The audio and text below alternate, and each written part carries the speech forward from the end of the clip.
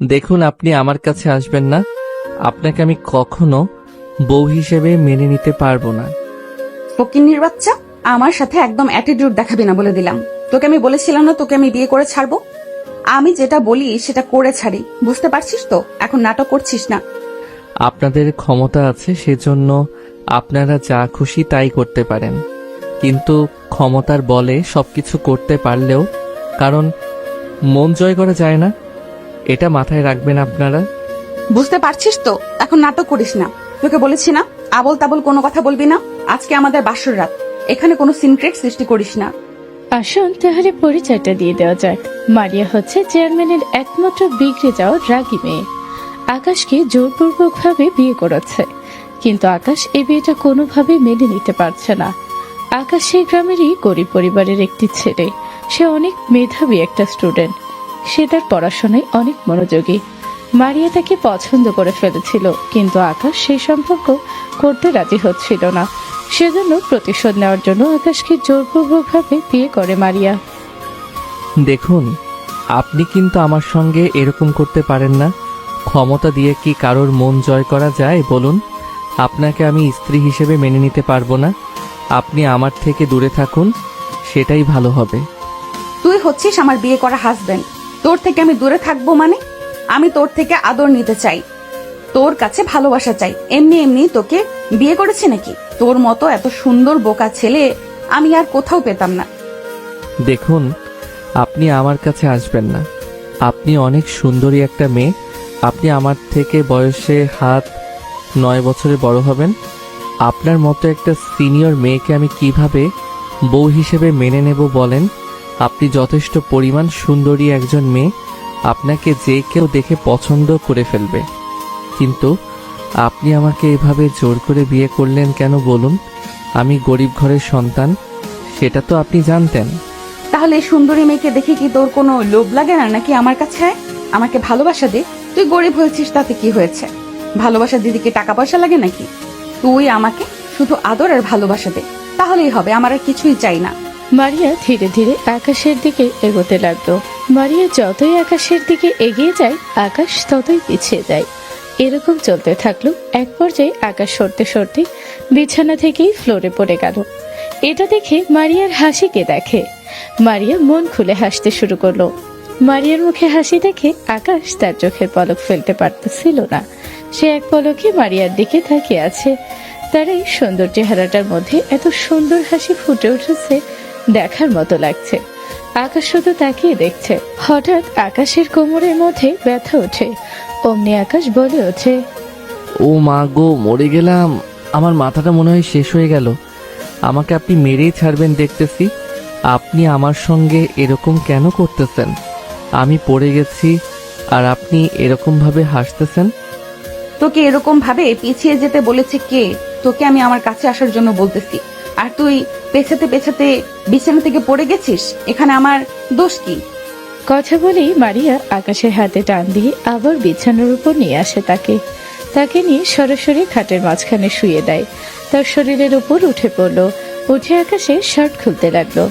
আকাশ অনেক চেষ্টা করছিল বাধা দেওয়ার।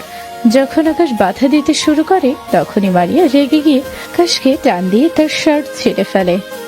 এটা আপনি কি করলেন? আমার শার্টটা ছিঁড়ে ফেললেন কেন? শার্ট ছিঁড়েছি তো কি হয়েছে?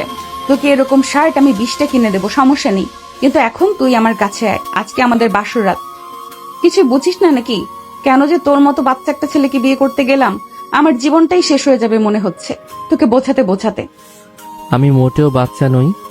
আমার বয়স 17+। ওরে আমার জামাই রে, আমার বয়স কত জানিস?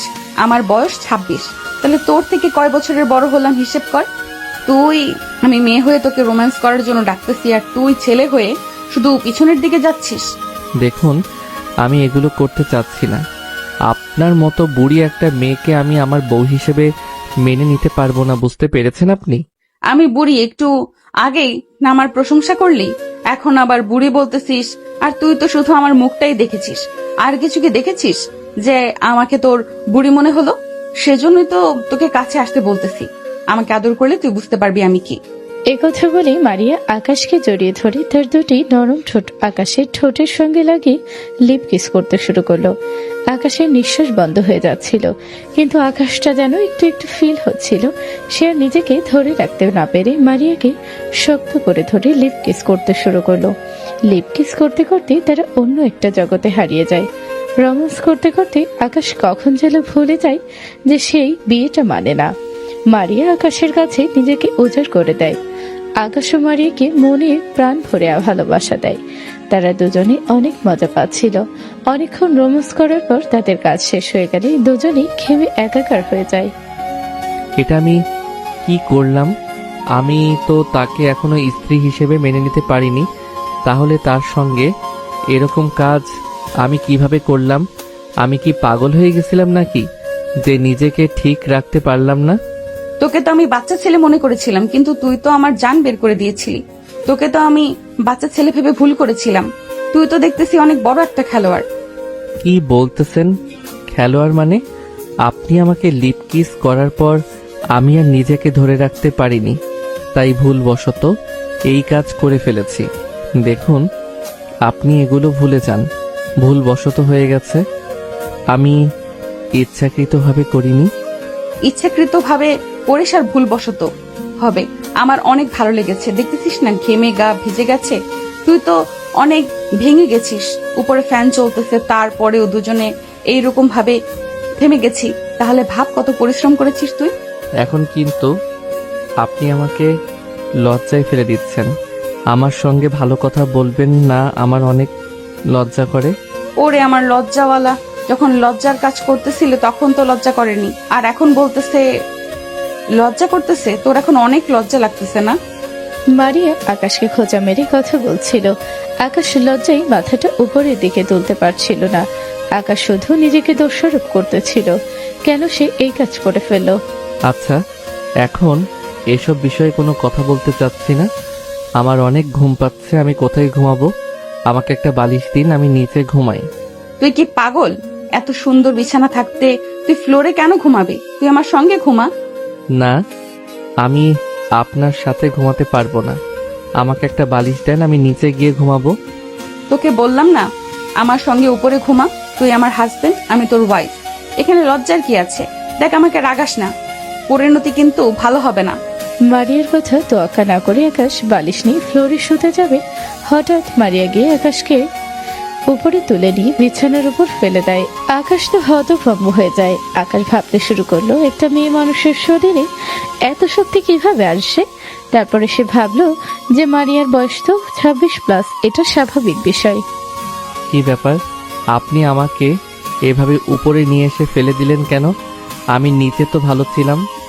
প্লিজ আমাকে ফ্লোরে ঘুমাতে দিন, আমার এখানে ঘুম আসবে না। আর একটা কথা যদি বলিস তাহলে তোর অবস্থা খারাপ করে ফেলবো। চুপচাপ এখানে ঘুমিয়ে পড়, আর কোনো কথা বলিস না। আমার কিন্তু শরীর ব্যথা হয়ে গেছে, আমি এখন ঘুমাবো। যদি তোকে দেখেছি নিচে ঘুমাতে তাহলে কিন্তু তোর খবর আছে, বলে দিলাম। চুপচাপ ঘুমিয়ে পড়। মারিয়ার কথা শুনে আকাশ ভয় পেয়ে যায়। আকাশ আর কোনো কথা না বলে মারিয়ার পাশেই এক কম্বলের নিচে ঘুমিয়ে যায়। সকাল হতেই আকাশের ঘুম ভেঙে যায়। ঘুম ভাঙার পরে দেখে মারিয়া তার পাশে নেই। সে আশেপাশে দেখতে শুরু করলো, কিন্তু কোথাও সে মারিয়াকে দেখতে পাচ্ছে না। হঠাৎ দেখে মারিয়া একটা ছোট টি শার্ট আর একটা হাফ প্যান্ট পরে ওয়াশরুম থেকে মাথায় ভেজা চুল নিয়ে বের হচ্ছে। এটা দেখে সে আরো লজ্জায় পড়ে যায়। কি ব্যাপার, আমার দিকে এরকম ভাবে তাকিয়ে আছিস কেন? কই না তো, আমি আপনাকে খুঁজতেছিলাম। তাই নাকি? কি জন্য আমাকে খুঁজতেছিলি? এমনি আর কি, ভাবলাম যে ঘুম থেকে উঠে কোথায় গেছেন আপনি, সেজন্য আর কি। সবকিছু তো বুঝতে পারলাম, কিন্তু আমার দিকে এরকম ফ্যাল ফ্যাল করে তাকিয়ে আছিস কেন? আমাকে দেখে কি চোখ সরাতে পারতেছিস না নাকি? না মানে আপনি এরকম টি শার্ট হাফ প্যান্ট পরেছেন, সেজন্য আমার বিষয়টা কেমন জানি লাগতেছে। কেন? এখানে খারাপ লাগার কি আছে? আমি কি হাফ প্যান্ট টি শার্ট পরতে পারি না নাকি? আকাশের এই বিষয়টা একদমই ভালো লাগেনি যে মারিয়া হাফ প্যান্ট টি শার্ট পরেছে, কিন্তু মারিয়া কম না। মারিয়ার পোশাক নিয়ে কেউ কথা বলার সাহস কখনো করেনি। সেই সাহসটা আজকে আকাশ করলো, কিন্তু আকাশ মারিয়াকে বেশি কথা বলার সাহস আর করতে পারলো না। না, এখানে সমস্যার কি আছে? আপনার স্বাধীনতা, আপনি যা খুশি করবেন এখানে। আমি আর কি বলবো বলেন। হ্যাঁ, বুঝতে পেরেছি। তা তুই কলেজে যাবি না তাড়াতাড়ি উঠে রেডি হয়ে নে? ও হ্যাঁ, আমার তো মাথা থেকে বেরিয়ে গেছিল। আমার তো আজকে কলেজে যেতে হবে, আর আজকে অ্যাসাইনমেন্ট জমা দিতে হবে। আকাশ আর বেশি কথা না বলে মারিয়াকে পাশ কাটিয়ে গোসল দিয়ে ফ্রেশ হয়ে রেডি হয়ে কলেজের দিকে যাওয়ার জন্য প্রস্তুতি হচ্ছিল। তুই তাহলে কলেজে যা, আর আমি একটু পর বের হব। তোকে ফোন দিলে চলে আসিস, দুজন আজকে একসাথে ঘুরবো। আবার কলেজ তো আজকে একটু ইম্পর্টেন্ট কাজ আছে, তারপরও আমি চেষ্টা করব, যদি সময় হয় তাহলে ঘুরতে যাব। সব সময়ের কথা আমাকে শুনিয়ে কোনো লাভ নেই। আমি তোকে বলেছি ঘুরতে যাব মানে যাব। তুই যদি না আসিস তাহলে তোকে আমি কলেজ থেকে ধরে নিয়ে আসবো। কিন্তু না, আপনার যেতে হবে না, সময় হলে আমি চলে আসব। আমি তাহলে এখন কলেজে গেলাম। আকাশ মারিয়ার সঙ্গে আর তর্ক না করে সরাসরি কলেজের জন্য বেরিয়ে গেল। সে কলেজে যাচ্ছিল আর ভাবছিল তার জীবনে এত বড় একটা ধাক্কা না লাগলেও পারত। তার জীবনটা যে এরকম এলোমেলো হয়ে যাবে সেটা কল্পনাও করতে পারেনি। গরিব ঘরের সন্তান সে, এবং তার মনের মধ্যে কোনো লোভ লালসা নেই। সে নিতান্তই সাধারণভাবে জীবনযাপন করতে স্বাচ্ছন্দ্য বোধ করে। এগুলো ভাবতে ভাবতে কখন যে সে কলেজে চলে এসেছে সে নিজেও বুঝতে পারেনি। কলেজে আসার পরে তার বান্ধবী তাকে জিজ্ঞেস করলো, কি রে আকাশ, তুই কালকে কলেজে আসলি না কেন? তোকে স্যার কাল খুঁজছিল। তুই হচ্ছিস স্যারের প্রিয় স্টুডেন্ট। তুই যদি কলেজে অ্যাবসেন্ট থাকিস তাহলে তোকে তো সবাই অনেক মিস করবে। দেখ, মজা নিস না, আমি অনেক ঝামেলার মধ্যে দিয়ে যাচ্ছি। আমার এখন এরকম মজা ভালো লাগতেছে না। দয়া করে তোর আমার সঙ্গে এই ইয়ার্কি করা বন্ধ কর। কি ব্যাপার আকাশ, কি হয়েছে তোর দোস্ত? তুই তো কখনো এরকম রেগে যাস না, আজকে হঠাৎ এভাবে রেগে গেলি কেন? কোনো সমস্যা হয়েছে নাকি তোর? আকাশ বলতে যাবে তার মুখের সামনে কথা চলে আসার পরও সে কথাটা এড়িয়ে যাওয়ার চেষ্টা করলো। সে সবার কাছে তার বিয়ের বিষয়টা এড়িয়ে গেল। তার বন্ধু বান্ধব, বান্ধবী, কলেজের স্যার কেউ তার বিয়ের বিষয়ে কিছুই জানে না। সে কাউকে বলতে চাচ্ছিল না এই বিষয়ে। না রে দোস্ত, কিছুই হয়নি। সত্যি বলতেছি, আমি কি তোদের কখনো মিথ্যা কথা বলি বল? এমনিতেই শরীরটা ভালো নেই, তাই হয়তো তোদের এরকম মনে হচ্ছে। আমার আসলে কিছু হয়নি, তারা শুধু শুধু আমাকে নিয়ে প্যারা নিচ্ছিস। তুই এরকম আমতা আমতা করছিস কেন? আমার মনে হচ্ছে তুই আমাদের থেকে কিছু একটা লুকোচ্ছিস। দেখ কি হয়েছে সত্যি করে বল, আমরা সবাই মিলে তোকে সাহায্য করার চেষ্টা করব। তুই আমাদের বিষয়টা খুলে বল। আরে কিছুই হয়নি, চল তো ক্লাসে যাই। আমার কালকের অ্যাসাইনমেন্ট, আজকের অ্যাসাইনমেন্ট দুইটাই জমা দিতে হবে। ক্লাস থেকে বের হয়ে পরে কথা বলতেছি। আকাশের বন্ধু বান্ধবীদের বুঝতে বাকি রইল না যে আকাশ কোনো না কোনো প্রবলেমে আছে, কিন্তু সে তাদেরকে এই প্রবলেমের ব্যাপারে কিছুই বলতে চাচ্ছিল না। সেটা তারা বুঝে গেছে। তারা সবাই ক্লাসে চলে গেল। ক্লাসে গিয়ে সবাই অ্যাসাইনমেন্ট জমা দিয়ে ক্লাস শেষ করে ক্লাসের করিডোরে এসে সবাই একসাথে আড্ডা দিচ্ছিল। দোস্ত ঈশান, তুই কি কিছু জানিস আকাশের কি হয়েছে? ওর আজকে মন খারাপ, কথা বলতেছে না ঠিকঠাক, মনে হচ্ছে কোনো প্রবলেমে পড়েছে। কি বলিস? আমি তো কিছুই জানি না। আরো হঠাৎ ওর কি হয়েছে? ও আমার বেস্ট ফ্রেন্ড, আমার কাছে তো কখনো কিছু লুকায় না, আমাকে সবকিছু খুলে। কিরে আকাশ, কি হয়েছে?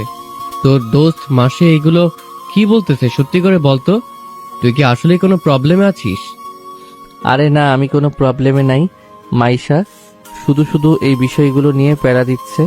আমার আজকে শরীরটা তেমন একটা ভালো নেই, সেজন্য আমাকে এমন দেখাচ্ছে। আমি আসলে কোন বেড়ার মধ্যেই নেই, আমি তো সবসময় বিন্দাস থাকার চেষ্টা করি।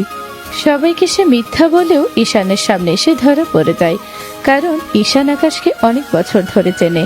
তার ছোট থেকে একসাথে পড়াশোনা করে, কিন্তু ঈশান বুঝতে পেরেও তখন সে বিষয়টা নিয়ে যায়। তখন তাদের আশেপাশে অনেক মানুষ ছিল, সেজন্য ঈশান আকাশকে চাপ দিয়ে কোনো কিছু জিজ্ঞেস করে না। তারা কলেজের বারান্দায় দাঁড়িয়ে আড্ডা দিচ্ছিল। সবাই এমতাবস্থায় কলেজের স্যার ম্যাডাম পাশ দিয়ে যাচ্ছিল। হঠাৎ স্যার জিজ্ঞেস করে উঠল, কি ব্যাপার আকাশ, কালকে কলেজে আসোনি কেন? তুমি তো কখন অ্যাবসেন্ট করো আর না। কালকের অ্যাসাইনমেন্টটা কি জমা দিয়েছো? জি স্যার, আমি সবগুলো অ্যাসাইনমেন্ট জমা দিয়েছি। কালকে একটু কাজে ব্যস্ত ছিলাম তো সেজন্য কলেজে আসতে পারিনি। অনেক গুরুত্বপূর্ণ একটা কাজে আটকে ছিলাম।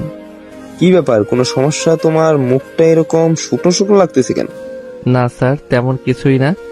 আসলে শরীরটা একটু খারাপ তো, তারপরও কালকে রাতে ঘুমাতে পারিনি ভালোভাবে, সেজন্য ভালো লাগতেছে না।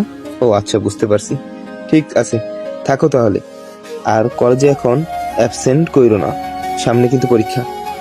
আকাশকে তার স্যার কথাগুলো শেষ করে যেতে বলবে, এর মধ্যে হঠাৎ কোথা থেকে মারিয়া এসে আকাশকে ধাক্কা দিয়ে বলে উঠল, কি ব্যাপার, আমার ফোন রিসিভ করতেছিস না কেন? কি সমস্যা তোর? তোকে বললাম না ঘুরতে যাব। আপনি আমার কলেজে চলে এসেছেন কেন? আপনাকে তো আমি বললাম আমার কলেজ শেষ করে বের হয়ে আপনাকে ফোন দিব আমি।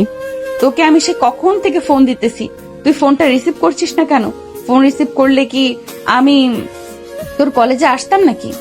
ফোন দিয়ে তোকে পাচ্ছি না, এখানে এসে দেখি তুই মেয়েদের সাথে আড্ডা দিচ্ছিস। তোর হাত পা কিন্তু একদম ভেঙে ফেলবো আমার সঙ্গে যদি বেইমানি করিস। আকাশের আশেপাশে তার বন্ধু বান্ধব, বান্ধবী, স্যার ম্যাডাম সবই অবাক হয়ে যায়। তারা মারিয়াকে জেনে ফেলে এটা তো চেয়ারম্যানের মেয়ে, আর আকাশের সঙ্গে এসে এমন ব্যবহার করছে কেন? মনে হচ্ছে আকাশের অনেক কাছের কেউ। আকাশের বা কেন তার সঙ্গে এত ভদ্রভাবে কথা বলছে? সবাই বিষয়টা নিয়ে অনেক কনফিউজড। কি ব্যাপার আকাশ, এই মেয়েটা তোমাকে সেভাবে ধাক্কা দিয়ে কথা বলতেছে কেন? ম্যাডাম, আমি আপনাদের পরে বিষয়টা বুঝিয়ে বলবো। এখন আমার একটু বাইরে যেতে হবে, কাজ আছে একটু। কি ব্যাপার, এখনো তুই আমাদের বিয়ের কথা কাউকে বলিসনি নাকি? এখানে দেখতেছি কেউ জানে না যে আমি তোর ওয়াইফ। আমাকে ওয়াইফ বলে পরিচয় করিয়ে দিতে কি তোর লজ্জা লাগে নাকি? মারিয়ার মুখে সে কথা শুনে সবার মাথার উপরে যেন আকাশ ভেঙে পড়ল। তারা বুঝতে পারছিল না ঘটনা কি হচ্ছে। মারিয়া নিজেকে ওয়াইফ বলে পরিচয় দেওয়ার পরে আকাশের বন্ধু বান্ধবী, স্যার ম্যাডাম সবাই অবাক হয়ে যায়। তারা কিছুই বুঝতে পারছিল না কি হচ্ছে এখানে। ওয়াইফ মানে? আকাশ কি বলতেছে এই মেয়ে? এই মেয়েকে দেখে তো মনে হচ্ছে তোমার থেকে কমসে কম 8-9 বছরের বড় হবে। এত বড় সিনিয়র একটা মেয়ে তোমাকে হাজবেন্ড বলতেছে মানে? ম্যাডাম, আমি আপনাদের সবকিছু পরে বুঝিয়ে বলবো, এখন আমার যেতে হবে। কি ব্যাপার আকাশ, মারিয়া আপু এগুলো কি বলতেছে? তুই কি আমাদের থেকে কিছু লুকাচ্ছিস নাকি? সত্যি করে বলতো। দোস্ত, এত প্রেশার কিন্তু নিতে পারতেছি না, সবকিছু আমার মাথার উপর দিয়ে যাচ্ছে, আমি কিছুই বুঝতে পারছি না কি হচ্ছে এখানে। সবকিছু একটু খুলে বলবি? এত খুলে বলার কি আছে? আমি আকাশের ওয়াইফ, এটাই সত্যি কথা, এমনকি 100% পিওর সত্যি কথা। আসলে স্যার ম্যাডাম ঈশান, আমি আসলে ওনাকে বিয়ে করতে চাইনি, জোরপূর্বক আপনি আমাকে বিয়ে করেছেন। আমার কিছু করার ছিল না, কারণ ওনার বাবা চেয়ারম্যান, ওরা অনেক শক্তিশালী মানুষ। আমি ওনাদের সাথে কিভাবে বেড়ে উঠবো বলো? তাই বলে তুমি তোমার থেকে বয়সে 8-9 বছরের বড় সিনিয়র একটা মেয়েকে বিয়ে করবে? এটা কোনো কথা? তোমার বয়স তো অনেক কম, তুমি মাত্র কলেজে পড়াশোনা করতেছো। এরকম কিছু যে হবে সেটা আমি ভাবতেও পারিনি আকাশ। তুমি এত বড় একটা কাণ্ড করে বসে আছো, অথচ আমাদের কাছ থেকে বিষয়টা সম্পূর্ণ লুকিয়ে গেছো। এত সিনিয়র একটা মেয়েকে তুমি কেন বিয়ে করলে? আর উনি জোর করেছে তো কি হয়েছে? তুমি পালিয়ে যেতে, তোমার তো অভিভাবক আছে, বাবা মা আছে, তাদেরকে ডেকে নিয়ে আসতে। স্যার ম্যাডাম, যা হবার তা তো হয়ে গেছে, এটা নিয়ে আর বেশি কথা বাড়িয়ে কোনো লাভ নেই। আপনারা থাকুন, আপনাদেরকে আমি ভালোভাবে পরে বুঝিয়ে বলবো। এই কথা বলেই আকাশ কলেজের আসল ফটো থেকে বাহিরে বের হতে লাগলো। পিছনে থেকে তার বন্ধু আর বান্ধবী তাকে ডাকতে শুরু করলো। সে আর কোনো দিকেই তাকাচ্ছিল না, সে শুধু সামনের দিকে যাচ্ছিল। তার চোখে মুখে হতাশা ফুটে উঠছিল। কিন্তু হঠাৎ মারিয়া তাকে টান দিয়ে দাঁড় করিয়ে দেয়। কি ব্যাপার আকাশ, তুই আমাকে তোর বন্ধু বান্ধব স্যার ম্যাডামের সঙ্গে ভালোভাবে পরিচয় করিয়ে দিলি না কেন? আমাকে কি তোর ওয়াইফ হিসাবে মানতে কষ্ট হয়? আপনি ভুল বুঝতেছেন, এরকম কিছুই না। আমি আসলে এখন চাচ্ছিলাম না যে কলেজের সবাই জানুক আমি আপনাকে বিয়ে করেছি। সবাই আমাকে লোভী ভাববে যে আমি টাকার জন্য চেয়ারম্যানের মেয়েকে বিয়ে করেছি। আমি আমার বাবার একমাত্র মেয়ে, আমার বাবার সকল অর্থ সম্পদ সব তো তুই পাবি। সমস্যা কি? তারা যদি এগুলো ভাবে তাহলে সেটা তাদের সমস্যা। এখানে তুই এত মন খারাপ করতেছিস কেন? মারিয়া আকাশকে অনেক বকাবকি করছিল, কেন সে তার বন্ধু বান্ধব স্যার ম্যাডামের সঙ্গে তাকে পরিচয় করিয়ে দিল না। এদিকে আকাশের বন্ধু আর বান্ধবী তাদের পাশে এসে দাঁড়ালো। আকাশকে বলে উঠল মারিয়া। কি ব্যাপার আকাশ, আমাকে তোর বন্ধু বান্ধবদের সঙ্গে পরিচয় করিয়ে দে। কি আর পরিচয় দেব বলেন? সব পরিচয় তো আপনি দিয়ে দিলেন। আমার বলার বাকি আছে নাকি কিছু এখনো? দোস্ত, এরকম ঝগড়া বাদ দে তো, আমাদেরকে পরিচয় করিয়ে দে। আমরা তো এখনো ভালোভাবে চিনিই না। আমাদের এলাকার চেয়ারম্যানের মেয়ে উনি। হয়তোবা আপনাকে এর আগে দেখিসনি। উনি আমাকে পছন্দ করে ফেলেছিল, কিন্তু আমি ওনাকে ভালোবাসি না বলে না করে দেয়। কিন্তু উনি আমাকে বিয়ে করবে, সেজন্য জোর করে আমাকে তুলে নিয়ে গিয়ে কাজী অফিসে বিয়ে করেছে। বলিস কি, এত কিছু হয়ে গেছে অথচ আমাকে কিছুই জানালি না? একটু তো বললেও পারতি, আমি তোর জন্য মালা কিনে নিয়ে যেতাম। চুপ থাকতো বন্ধু, এরকম সময় এমন কথা বলিস না তুই। এখন উনি তো আমার ওয়াইফ হয়ে গেছে, তাই আর আগের বিষয়গুলো মনে করতে চাই না। আকাশ তার বন্ধু আর বান্ধবীর সঙ্গে তাকে ওয়াইফ পরিচয় করিয়ে দিতে শুরু করলো। আকাশ সবকিছু খুলে বলল। তখন কিভাবে তাদের বিয়েটা হয়েছে এটা শোনার পরে তো ঈশান আর মাইশা চমকে উঠল, কিন্তু সেই বিষয়ে আর কোনো কথা না বলে আকাশের ওয়াইফকে ভাবি ডাকতে শুরু করলো সবাই। ঈশানের মুখে ভাবি ডাক শুনে মাইশা অনেক খুশি হয়ে গেল। আপনাকে ভাবি বলে ডাকলাম, রাগ করলে না তো আবার? আরে তুমি হলে আমার দেবর, তুমি আমাকে ভাবে বলবে না তো কি বলবে? আমি কেন রাগ করব বলো? আমার তো অনেক আনন্দ লাগতেছে ভাবি ডাক শুনে। ও আচ্ছা, তাই নাকি? তাহলে তো ভালোই হলো, যাক একটা ভাবি তো পাওয়া গেল। আর এই যে ওর নাম হচ্ছে মাইশা, আমরা একই ক্লাসে পড়াশোনা করি, ও আমাদের বান্ধবী। মাইশা কেমন আছো তুমি? আমাকে দেখে কি তুমি চমকে গেছো নাকি? আমাকে দেখার পরে তো ঠিকমতো কথাই বলতেছো না। না, আসলে চমকায়নি, কিন্তু অবাক হচ্ছে যে আপনার মতো এত সিনিয়র একটা মেয়ে কিভাবে আকাশকে বিয়ে করলো। তার থেকে বড় কথা হচ্ছে আকাশ তো মধ্যবিত্ত পরিবারের সন্তান। বাবা মা বা আপনার পরিবার কিভাবে এই বিয়ে মেনে নিল সেটা আমি বুঝতে পারছি না। আব্বু আম্মু অবশ্য একটু রাগ করেছে, তবে সেটা তো আমার কিছু যায় আসে না। আর আব্বু আম্মু আমার নেওয়া সিদ্ধান্তগুলোকে কখনোই চেঞ্জ করতে পারে না। তারা এখনো আকাশকে জামাই হিসেবে মেনে নিতে পারেনি। আকাশের সঙ্গে এখনো ভালোভাবে কথা বলে না। আমার পরিবার, তাতে আমার কোনো কিছু যায় আসে না। ও আচ্ছা, তাহলে তো ব্যাড নিউজ। তবে যাই হোক, আপনাদেরকে অভিনন্দন। আর একটা কথা না বললেই নয়, আকাশ কিন্তু অনেক সহজ সরল একটা ছেলে। ওকে কখনো কষ্ট দিবেন না, আর ওর পড়াশোনাটা বন্ধ করিয়েন না। না না, আমি ওর পড়াশোনা বন্ধ করব কেন? পড়াশোনা করো, সমস্যা কি? ওর যত টাকা লাগে, যত কিছু লাগে সব আমি দিব, সমস্যা নেই। এটা নিয়ে তোমরা কোনো টেনশন করো না। আচ্ছা তোমরা তাহলে থাকো, আমরা আবার একটু ঘুরতে যাব। তোমাদের সঙ্গে দেখা হয়ে কথা বলে অনেক ভালো লাগলো।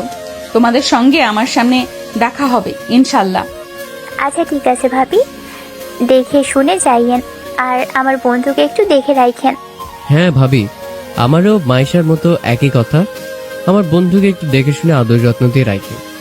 মারিয়া আকাশের বন্ধু বান্ধবের কথা শুনে মুচকি হাসে। আকাশের হাত ধরে নিয়ে হাঁটতে শুরু করলো। আকাশ এখনো মারিয়াকে নিজের ওয়াইফ হিসেবে মেনে নিতে পারছে না। তার শুধু রাতের কথা মনে হচ্ছে। রাতে কেন যে সে নিজেকে আটকাতে পারল না, একটু নিজের উপর কন্ট্রোল করতে পারল না। কিন্তু এখন সবকিছু ভুলে মারিয়ার সঙ্গে ঘুরতে চলে গেল।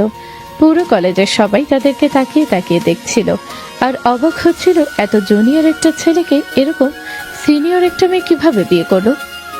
দেখতে দেখতে আকাশের মারিয়া কলেজের গেট থেকে বের হয়ে গেল। তার একটা রিক্সা নিয়ে তাদের গন্তব্যে চলে গেল। আচ্ছা আমরা একটা জায়গায় ঘুরতে এসেছি। এখানে এসে যদি তুই এরকম গোমরা মুখ করে বসে থাকিস তাহলে কি ভালো লাগে বল? কই আম্মু, গোমরা করে বসে আছি? আপনি শুধু শুধু এগুলো বলতেছেন। আমি তো হাসি খুশি আছি। আকাশের মুখ দেখে মনে হচ্ছে সে এখনো মারিয়াকে বউ হিসেবে মেনে নিতে পারছে না। কিন্তু মারিয়াও ছেড়ে দেওয়ার মেয়ে নয়। সে যেভাবেই হোক আকাশের মন জয় করে ছাড়বে। আচ্ছা যদি তোর আমাকে একদমই সহ্য না হয় তাহলে কি একটা কাজ করি, তোকে আমি মুক্ত করে দেই। মুক্ত করে দিলেই যদি খুশি নাকি? আকাশ কথাটা শোনার পরপরই তার মুখটা যেন মলিন হয়ে গেল। সে বুঝতে পারছিল না মারিয়াকে তার এখন কি বলা উচিত। দেখুন, দয়া করে আপনি এরকম কোনো কথা ভাববেন না। কে বলেছে আপনাকে আমি বউ হিসেবে মেনে নেইনি? অবশ্যই মেনে নিয়েছি। কিন্তু সেটা তো তোকে দেখে মনে হয় না। তোর মুখ দেখলে মনে হচ্ছে তুই এখন আমাকে ওয়াইফ হিসেবে মেনে নিতে পারিসনি। এটা আমার ভুল ধারণা। যদি আপনাকে আমি বউ হিসেবে মেনে না নিতাম তাহলে আপনার সঙ্গে আমি এখানে ঘুরতে আসতাম না, রাতে আপনার সঙ্গে রোম্যান্স করতাম না। আপনাকে আমি একটু একটু করে ভালোবাসতে শুরু করেছি। আমার মনে আপনার জন্য একটু একটু করে জায়গা তৈরি হচ্ছে। আকাশের মুখ থেকে এসব কথাগুলো শোনার পরে মারিয়ার মনে যেন আনন্দের ঝড় বয়ে যাচ্ছে। মারিয়ার মুখটা হাসিতে পুরো ভরে গেছে। বলতেছিস আবার আমাকে খুশি করার জন্য এই কথাগুলো বলতেছিস না তো? কেন আপনাকে মিথ্যা কথা বলবো? শুধু শুধু বলেন। অনেকই তো হলো আড্ডা দেওয়া, আর কতক্ষণ এখানে বসে থাকবেন? কিছু খাওয়া দাওয়া করবেন নাকি? তাহলে আমার জন্য বাদাম কিনে নিয়ে বাদাম খেয়ে বাসা থেকে চলে যাব, আর এখানে বেশি দেরি করব না। আকাশ আর মারিয়া একটা জায়গায় বসে আড্ডা দিচ্ছিল, তাদের ভালোবাসার বহিঃপ্রকাশ করছিল। এটা আবার মারিয়া চাচা দেখে ফেলে। সেটা আবার গিয়ে মারিয়ার বাবাকে বলে দেয় তারা। এখনো মারিয়ার বিয়েটা মেনে নিতে পারেনি, কারণ এরকম একটা গরিব ঘরের ছেলেকে তারা কোনো সময় তাদের বাড়ির জামাই হিসেবে মেনে নিতে পারবে না। দেখছেন নাকি ভাইজান, কেমন বেহায়া একটা মেয়ে বাবা চাচার সম্মান মাটিতে মিশিয়ে দেয়, ওই ফকিন্নির সাথে বাদাম খাচ্ছে। কি বলবো বল মারিয়া, অনেক যদি একটা মেয়ে ওর ছেলের কাছে আমি হার মেনে যাই, ওকে অনেক বুঝে গেছে ওই ছেলেটাকে বিয়ে না করতে, কিন্তু আমার কথা একবারের জন্য শুনেনি। তাহলে আপনি এভাবে কি ওদের বিয়েটা মেনে নেবেন, নাকি আপনি কিছুই করবেন না? আপনি হচ্ছেন এই এলাকার চেয়ারম্যান, আর একটা চেয়ারম্যানের মেয়েকে বিয়ে করলো ফকিন্নি ছেলে। এলাকার মানুষ এটা কিভাবে নিচ্ছে সেটা আপনি বুঝতে পারছেন? মারিয়ার বাবা তার ভাইয়ের কথা শুনে ভাবতে শুরু করলো, সে এখন কি করবে, তার কি করা উচিত, কিভাবে এই ছেলের সঙ্গে মারিয়ার সম্পর্কটা ভেঙে দেওয়া যায়। এটা নিয়ে তার ভাইয়ের সঙ্গে কথা বলছিল, কিভাবে ওদের সম্পর্কটা নষ্ট করা যায়। আমার মাথায় এখন একটা উপায় শুধু আসতেছে। কি উপায় ভাইজান, আমাকে বলুন, আমি দেখি উপায়টা কেমন। এখন ওদেরকে আলাদা করার একটাই উপায়, সেটা হচ্ছে মারিয়ার কাছে ওকে খারাপ করে তোলা। ওকে যেভাবেই হোক কোনো একটা দিক থেকে ফাঁসিয়ে দিয়ে যেতে হবে, যাতে মারিয়া বোঝে যে ওর জন্য ওই ছেলে পারফেক্ট না। তরুণ ভাইজান, এটা যদি আমরা করতে পারি তাহলে সাপও মরবে আর লাঠিও ভাঙবে না। তাহলে আমাদের ভাবতে হবে কিভাবে ওই ছেলেকে মারিয়ার সামনে খারাপ উপস্থাপন করা যায়, কিভাবে মারিয়ার সামনে সম্মান নষ্ট করা যায়, সেটা নিয়ে আমাদের প্ল্যান করতে হবে। মারিয়ার বাবা আর চাচা শফিক তাদের সম্পর্ক নষ্ট করার জন্য যেন উঠে পড়ে লেগেছে। যেভাবেই হোক মারিয়ার কাছে আকাশের সম্মান ক্ষুণ্ণ করবে। তার বাবা আর চাচা এটা নিয়ে প্ল্যান করতে শুরু করে। আকাশের মারিয়ার বাসার দিকে যেতে শুরু করলো। বাসায় যাওয়ার পথে আকাশের বন্ধুর সাথে দেখা হয়। তারা তিনজনে একসাথে কথা বলতে বলতে যাচ্ছিল। হঠাৎ যাওয়ার পথে মারিয়ার মামার সঙ্গে দেখা হলো। মারিয়া, তুই তাহলে এই ছেলেটাকে বিয়ে করেছিস? এভাবে সবার সামনে আমাদের সম্মান নষ্ট না করলেও পারতিস। এরকম একটা গরিব ফকিনীর বাচ্চাকে তুই কেন বিয়ে করলি? মামা, ভালোভাবে কথা বলো। তুমি কিন্তু ভুলে যাচ্ছ তুমি আমার হাজবেন্ডের ব্যাপারে খারাপ কথা বলতেছো। সবই বুঝতে পারতেছি, তাই বলে তুই এরকম একটা গরিব ছেলেকে বিয়ে করবি? এই পৃথিবীতে কি ছেলের এতটাই অভাব পড়ে গিয়েছিল? বল আমাকে। দেখো মামা, সবকিছুই ঠিক আছে, কিন্তু আমি ওকে ভালোবাসি, ওকে মন থেকে পছন্দ করি। আমার মনে হয়েছে ও আমার জন্য পারফেক্ট, তাই আমি ওকে বিয়ে করেছি। আমি তোমাদের কথা শুনতে বাধ্য নই। তুমি এরকম একটা ফকিনীর বাচ্চার জন্য আমার সঙ্গে তর্ক করতেছো? তুমি আমাকে অপমান করতেছো এই গরিবদের সামনে? আকাশ মারিয়ার মামার সেই তিতা কথাগুলো শোনার পরও কোনো রিয়েক্ট করছিল না। আকাশের চোখে যেন পানি টলমল করছিল তখন, কিন্তু সে কিছুই বলছিল না, নিজেকে আটকে রেখেছে। কিন্তু তার বন্ধু ঈশান আর নিজেকে ধরে রাখতে পারল না, সে বলেই ফেলল, আপনি কাকে ফকিন্নি ছেলে বলতেছেন? ওকে আপনি ভালোভাবে চিনেন? আগে না চিনে আন্দাজে কথা বলবেন না। বন্ধু, তুই কোনো কথা বলিস না, চুপচাপ থাক। তোকে বললাম না কিছু বলিস না। উনি তোর ভাবির মামা, সম্মান করে কথা বল। রাখ তোর সম্মান। উনি তো কিভাবে রাস্তার সামনে অপমান করে কথা বলতেছে, আমি এটা মেনে নিতে পারবো না। তোর আসল পরিচয় কি উনি জানে, নাকি তোকে ফকিন্নি বলতেছে? তো বললাম না কথা বলিস না, চুপ থাক। আর একটা কথা বলবি না বলে দিলাম। আর একবার যদি কথা বলিস তাহলে কিন্তু আমার থেকে খারাপ আর কেউ হবে না। ফকিনীর বাচ্চাদের আবার ভাব দেখো, এমন ভাব করতেছে মনে হচ্ছে ওর বাবা কোটি কোটি টাকার মালিক।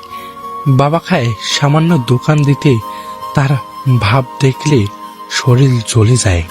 আকাশের নিজেকে ধরে রাখতে পারলে না।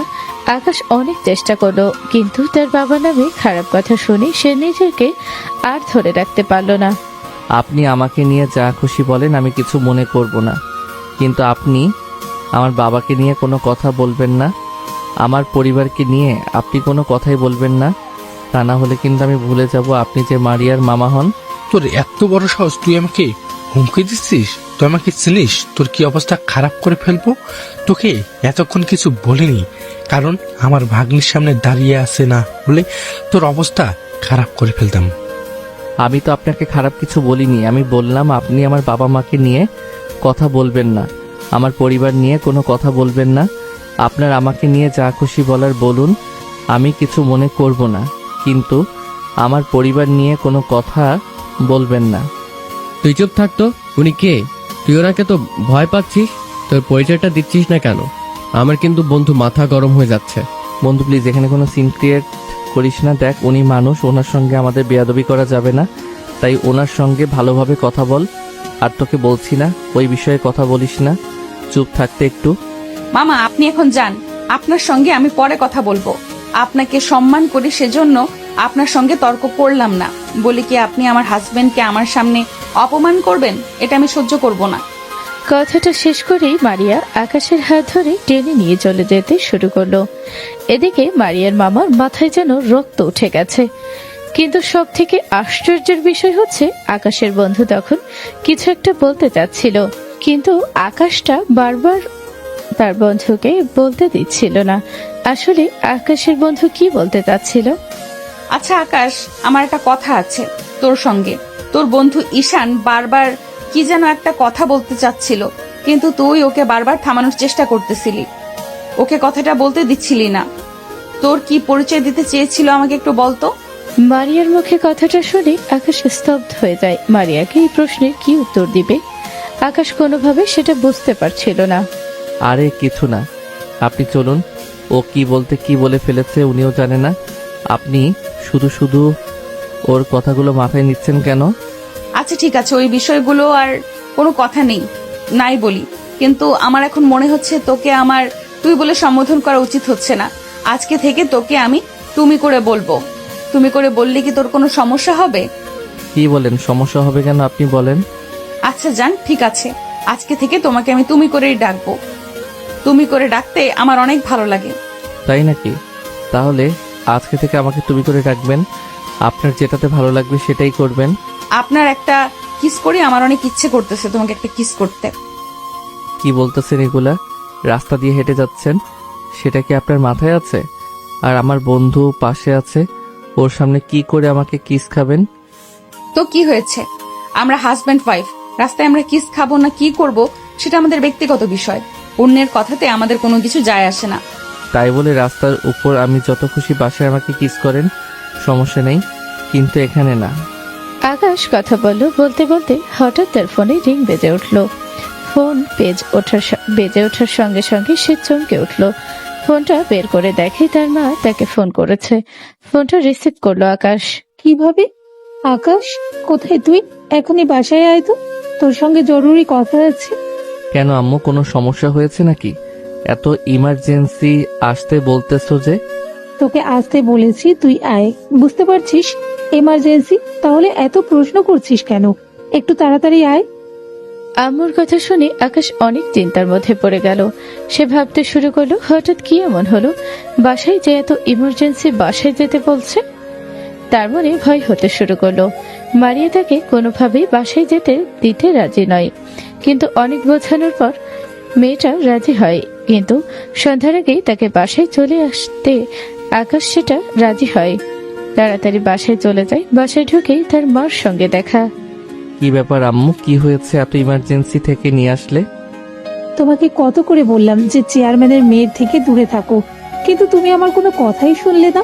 এখন তোমার বিয়ের কারণে আমরা সবাই সমস্যায় পড়ে যাব। আকাশ তার আম্মুর মুখ থেকে এমন কথা শোনার সঙ্গে সঙ্গেই তার মুখটা মলিন হয়ে গেল। সে একটু একটু বুঝতেছিল বাসায় কিছু একটা হয়েছিল, কিন্তু কি হয়েছিল সেটাই সে জানে না। কি ব্যাপার আম্মু, সত্যি করে বলো তো, বাসায় কিছু হয়েছিল নাকি? নাকি আব্বু তোমাকে কিছু বলেছে? আর আমি তো ওই মেয়েকে বিয়ে করতে চাইনি, ও আমাকে জোর করে বিয়ে করেছে। একটু আগে মারিয়ার চাচা এসেছিল, বাড়িতে এসে আমাদেরকে বলে গেছে যত দ্রুত সম্ভব আকাশকে মারিয়ার সঙ্গে আলাদা হয়ে যেতে, তা না হলে পরিণত অনেক খারাপ হবে, এভাবে হুমকি দিয়ে গেছে। তার আম্মুর মুখ থেকে এরকম কথা শুনে সে তেলে বেগুনে জ্বলে উঠল। তার রক্ত যেন টকবক করছিল। সে সবকিছু সহ্য করতে পারে, কিন্তু তার পরিবারের দিকে কেউ হাত বাড়ালে সেটা সে সহ্য করতে পারে না। কি বলতেছো? আমাকে আগে কেন ফোন করলে না তুমি? আমাকে ফোন করলে আমি সঙ্গে সঙ্গে চলে আসতাম। তবে ভালো হয়েছে তুমি ওদের সঙ্গে কোনো তর্কাতর্কি করো নাই। ওরা বেশি একটা ভালো মানুষ না। তারপর আমি বিষয়টা দেখতেছি, তোমরা এই বিষয়টা নিয়ে চিন্তা করো না। আমি থাকতে আমার পরিবারের উপর কোনো প্রভাব আসতে দেব না। আমার তো আমাদের নিয়ে কোনো চিন্তা হয় না, আমার চিন্তা হয় তোমাকে নিয়ে। যদি তোমার কিছু হয়ে যায় তাহলে আমি তাকে কি জবাব দিব? আকাশ তারা মোর মুখ থেকে এরকম কথা শোনার পরে আরো বেশি রেগে যায়। আম্মু, তোমাকে কতবার বলেছি ওনার কথা আমার সামনে বলবে না, তারপর তুমি বারবার কেন ওনার কথা আমার সামনে বলো? যেটা বাস্তব সেটা বলতেই হবে, তুমি মানো আর না মানো। এটা একটা চিরন্তন সত্য কথা, এটা কিভাবে লুকাবে সমাজের কাছ থেকে? আমি কিছুই বুঝি না। আমি একটা পরিচয় নিয়ে বেঁচে থাকতে চাই। আপনি দয়া করে তার কথায় আমার সামনে বলবেন না। এই কথা বলে আকাশ অনেক রেগে চলে যেতে লাগলো। তখনই তার আম্মু তার হাত টান দিয়ে চেহারার উপর বসানো। দেখ বাবা আকাশ, ওরা কিন্তু অনেক খারাপ মানুষ। ওরা চাইবে তোর ক্ষতি করতে, কারণ ওরা তোকে তাদের বাড়ির জামাই হিসেবে মেনে নিতে পারছে না, তাই তোর ক্ষতি করার চেষ্টা করবে। তাই তুই চোখ কান খোলা রাখবি সব সময়। আম্মু, এটা নিয়ে তোমার কোনো চিন্তা করতে হবে না। মারিয়াকে সঙ্গে নিয়ে আসিসনি কেন? মারিয়া আসলে তো ভালো হতো, আমাদের বাড়ি থেকে ঘুরে যেতে পারতো। না আম্মু, ওকে আমি বাসায় আনিনি। যেদিন ওর পরিবার আমাদেরকে মেনে নিবে সেদিন ওকে আমি আমার বাসায় নিয়ে আসব, তার আগে না। আচ্ছা, তুমি যেটা ভালো মনে করো সেটাই করো, কিন্তু একটা কথা মাথায় রেখো, যে কাজই করো ভেবে চিন্তে করো। তোমার কিন্তু আশেপাশে অনেক শত্রু, তুমি কি আবার ওই বাসায় যাবে নাকি? হ্যাঁ আম্মু, তা না হলে আবার আমার জন্য চিন্তা করবে। আমাকে তাড়াতাড়ি যেতে বলেছে। আমি তাহলে আজকে যাই, আমি আবার কালকে বাসায় আসব। আর আব্বু কোথায় আছে? আব্বু বাসায় নাই নাকি? না, তোমার আব্বু বাইরে একটা কাজে গেছে, সন্ধ্যার পরপরই চলে আসবে। আচ্ছা ঠিক আছে আম্মু, আমি তাহলে বের হলাম। আব্বু আসলে আমার কথা বইল যে আমি আসছিলাম, কালকে আবার আসবো বাসায়, তখন তার সঙ্গে দেখা করব। এই কথা বলে আকাশ রুম থেকে বের হয়ে মারিয়াদের বাড়ির উদ্দেশ্যে রওনা হলো। আকাশের মা তাকে নিয়ে অনেক চিন্তা করছিল, কারণ মারিয়ার পরিবার ভালো না বা চাইবে আকাশের ক্ষতি করতে। কিন্তু আকাশ কোনো কিছু তোয়াক্কা না করে মারিয়ার বাসায় চলে গেল। মারিয়া আকাশকে দেখে নাচতে শুরু করলো। কি ব্যাপার, এভাবে নাচানাচি করতেছেন কেন বাচ্চাদের মতো? বলতে পারি না, তোমাকে দেখে মনটা কেমন জানি নিচে উঠলো, তাই মনের সঙ্গে আমি একটু তাল মিলালাম। তাই ও আচ্ছা, ভালো, মনের সঙ্গে তাল মিলিয়ে চলা অনেক ভালো বিষয়। নাকি? তাহলে একটু কাছে আসো, তোমাকে আদর করি। আসতে না আসতে শুরু করে দিলেন। আবার না, তো ভালোবাসা কোথায় পান আপনি? তুমি তো আনরোমান্টিক, তুমি প্রেম ভালোবাসার কি বুঝবে? তুমি এখনো বাচ্চা আছো, বুঝতে পারছো না। কে বলেছে আমি বাচ্চা? আমি কিন্তু কলেজে পড়াশোনা করি, আমি মোটেও বাচ্চা নই। কালকে রাতের কথা মনে নেই? কালকে রাতের কথা মনে করে দেখুন, একটু যদি বাচ্চা হতাম তাহলে কি ওই রকম হতো? আকাশের কথা শুনে মারিয়ার মুখটা লজ্জায় মলিন হয়ে গেল। তার মুখটা ওড়না দিয়ে ঢাকতে শুরু করলো। আকাশের ওড়নাটা সরিয়ে দেখে মারিয়ার তার মুখ লজ্জায় লাল টুকটুকে হয়ে গেছে। শরত, তোমাকে একটা কথা বলে শান্তি পাওয়া যায় না। তোমাকে দেখতে বাচ্চার মতো লাগে, কিন্তু তোমার কথাবার্তা কিংবা তোমার কার্যকলাপ কোনোটাই বাচ্চাদের মতো না। তাই নাকি? কালকে রাধার কথা কি আবার মনে পড়ে গেল নাকি? এখন দেখতেছি অনেক কথা বলতেছো, আগে তো তোমার মুখে কথাই আসতো না, এখন দেখতেছি অনেক কথাই বলো। এই কথা বলে মারিয়া আকাশকে টান দিয়ে নিয়ে বিছানার সঙ্গে শুয়ে দেয়। তার হাতটা বিছানার সঙ্গে লাগিয়ে দিল। তাকে সাথ দিয়ে ধরে কিস করতে শুরু করলো। কি করতেছেন এগুলা? কি চলে আসবে তো দরজাটা লাগিয়ে দিন। আসুক, সমস্যা কি? আমরা তো হাজবেন্ড ওয়াইফ, কেউ আসলে সমস্যা নেই। আমি ফ্রেশ হইনি এখনো, ফেসটা তো হতে দিন আমাকে।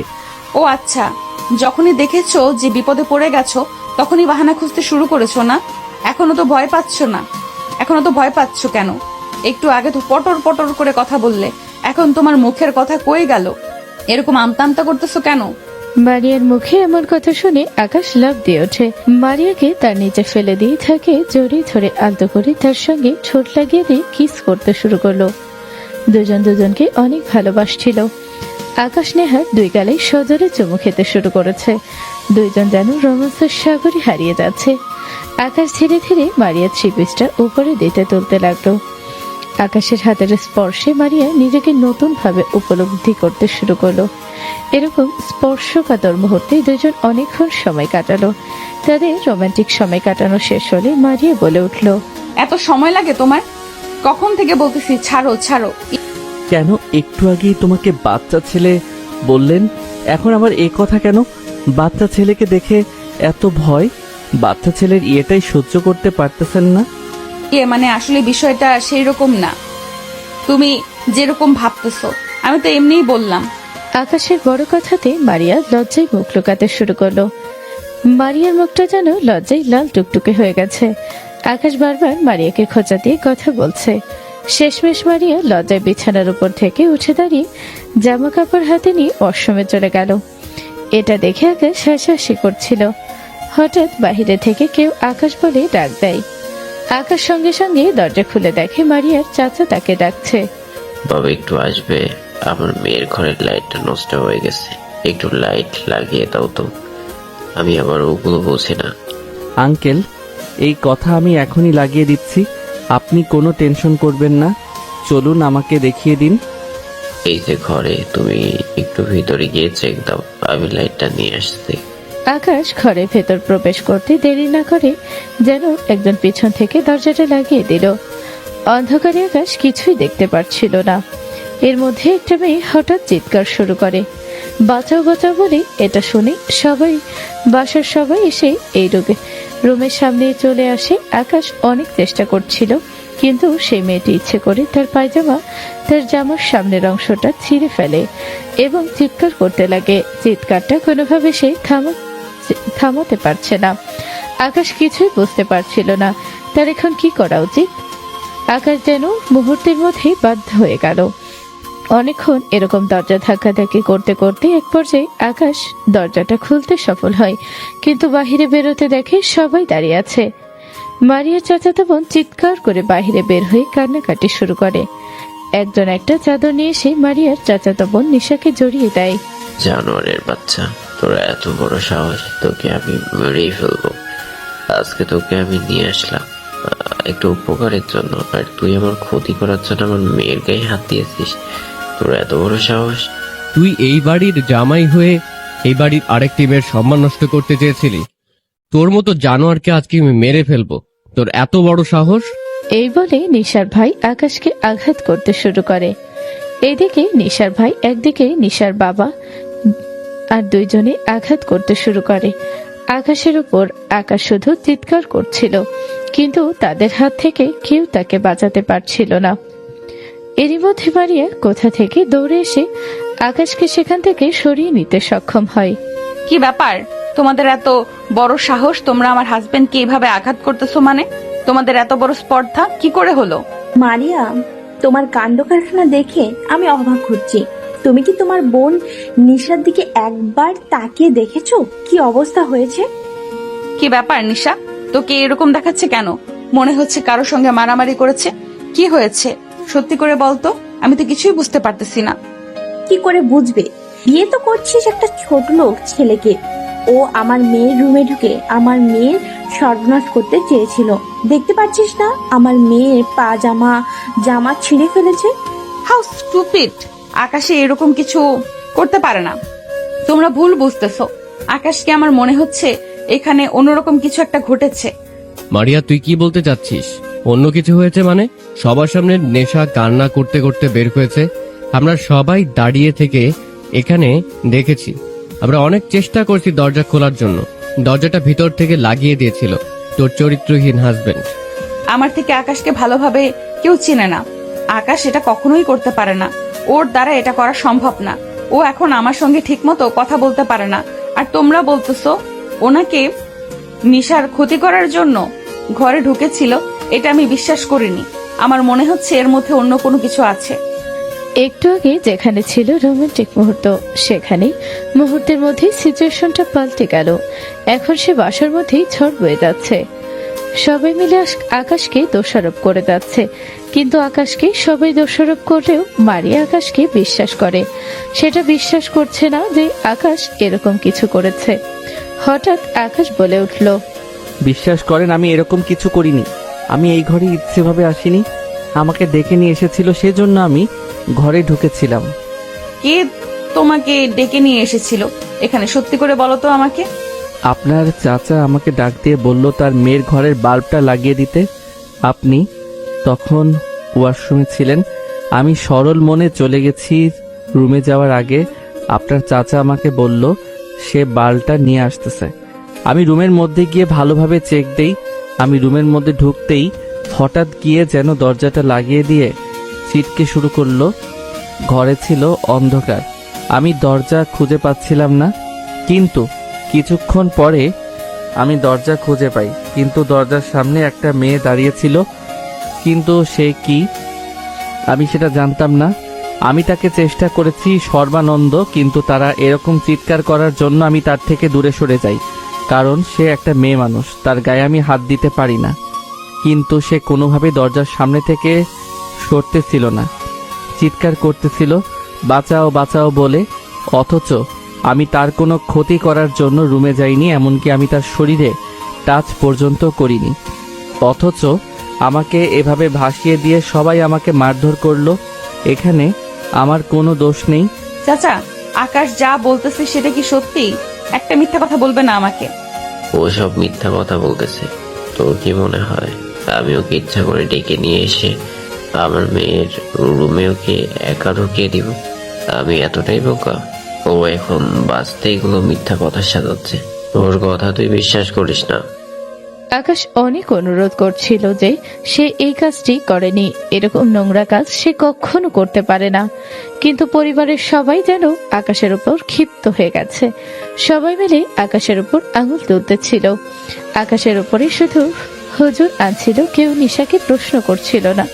এই বিষয়টাতে মারিয়া বুঝতে পারে যেখানে কোনো ষড়যন্ত্র হচ্ছে আকাশকে ঘিরে। আচ্ছা নিশা, আমাকে সত্যি করে বল, তুই একটা মেয়ে, আমিও একটা মেয়ে, আর তুই যার উপর অভিযোগ আনতেছিস সে আমার হাজবেন্ড হয়। আকাশকে সত্যি সত্যি তোর সঙ্গে খারাপ ব্যবহার বা খারাপ কিছু করার চেষ্টা করেছিল? হ্যাঁ আপু, সত্যি তোমার হাজবেন্ড আমার রুমে এসে আমার সঙ্গে খারাপ কাজ করতে এসেছিল। আমাকে বা যেভাবে কাজ করেছে দেখতেছেন, আমার জামা কাপড় ছিঁড়ে ফেলেছে। সবই বুঝতে পারলাম, কিন্তু তুই কথা বলতেছিস আর এভাবে কাঁপতেছিস কেন? সত্যিটা আমাকে বলতেছিস তো? তুমি আমাকে বিশ্বাস করতেছো না আপু? আমি তোমাকে মিথ্যা কথা বলতে পারি বলো? আর এখানে তো শুধু আমি না, সবাই দেখেছে আমি কিভাবে রুম থেকে বের হয়েছি। মারিয়ার আর বুঝতে বাকি রইল না যে সবাই মিলে আকাশকে ছোট করার, তার থেকে দূরে নেওয়ার চেষ্টা করছে। মারিয়া সবকিছু বুঝে যায়। কিছুক্ষণ ভেবে তারপরে সবাইকে আবার জিজ্ঞেস করতে শুরু করলো, আচ্ছা সবাই আমাকে একটা কথা বলুন, আমার বিয়ে হয়েছে মাত্র 2 দিন হলো। এর আগে এই বাসায় আকাশ কখন আসে, এই বাসায় কে কে থাকে সে কিছুই জানে না। এমনকি আমার চাচাকেও সে ঠিক মতো চিনে না। কি ব্যাপার মারিয়া, তুই কি বোঝাতে চাচ্ছ? সবকিছু ক্লিয়ার করে বলতো। তোমার কথাতে অন্যরকম একটা গন্ধ পাচ্ছি। সে আপনি অন্যরকম গন্ধ পেতে পারেন, কিন্তু আমার প্রশ্ন হচ্ছে যে ছেলেটা এই বাসায় প্রথম এসেছে, এর আগে কখনো বাসাতেই আসেনি, তাহলে ও কিভাবে নিশার রুম চিনতে পারলো? দরজাটা তো লাগানো ছিল, তাহলে ও কিভাবে বুঝলো যে ঘরের নিচে থাকে? আর নিশার হাত পাও মুখ, আমার কোনো কিছুই দেখে মনে হচ্ছে না যে আকাশ নিশার সঙ্গে কোনো জোরপূর্বক কিছু করার চেষ্টা করেছিল। আর নিশার কথাবার্তা শুনে মনে হচ্ছিল যে ও মিথ্যা কথা বলতেছে। এটা সম্পূর্ণ একটা চাল আমার হাজবেন্ডকে সবার সামনে ছোট করতে আর আমার থেকে আলাদা করার জন্য এই প্ল্যানটা করেছে। এখন আমার একটাই প্রশ্ন, এই প্ল্যানটা কার? সবকিছু সত্যি করে বলে দিলে ভালো হবে, না হলে কিন্তু পরিণতি অনেক খারাপ হবে। মারিয়ার এরকম হুমকির মতো কথা শুনে সবাই অবাক হয়ে যায়। মারিয়ার কথার জবাব কেউ দিতে পারছিল না। সবার জন্য মাথাটা নিচের দিকে নেমে গেল। মারিয়া তখনই বুঝে গেল এখানে অনেক বড় একটা ষড়যন্ত্র করা হয়েছে। মারিয়া এরকম দেখার পরে আরো বেশি রেগে গেল। সবাইকে প্রশ্ন করতে শুরু করলো। কি হলো এখন সবাই চুপ কেন? আমার প্রশ্নের উত্তরটা কই? তুমি আমাদের কথা বিশ্বাস করতেছো না কেন? তুমি মন খারাপ হবে একটা কথা বললে সেটা সবাই মেনে নেবে, এটা কিন্তু হবে না। তোমার হাজবেন্ড দেখে ছাড় দেওয়া হবে না।